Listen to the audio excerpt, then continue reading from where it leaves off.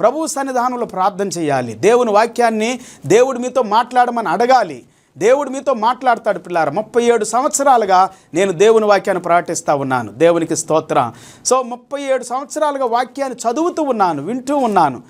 దాదాపుగా మరి 36 సంవత్సరాల నుండి ఎక్కువగా ప్రకటిస్తూ ఉన్నాను. దేవుని స్తోత్రం. 1 సంవత్సరం ఎక్కువగా ప్రకటించలేకపోయినా కానీ నేను ఎక్కువగా చదవటం, ఎక్కువగా వినటం, 1 సంవత్సరం బాగా వినటానికి, చదవటానికి ఇష్టపడ్డాను రాత్రి పగలు. అలాగని అక్కడి నుండి చదివింది, విన్నది, ధ్యానిస్తూ ఉందా, దేవుని దగ్గర పొందుకుంటున్న ప్రతి దాన్ని ప్రకటించటం ప్రారంభిస్తూ ఉన్నాను 87వ సంవత్సరం నుండి. Praise the lord. దేవుని స్తోత్రం.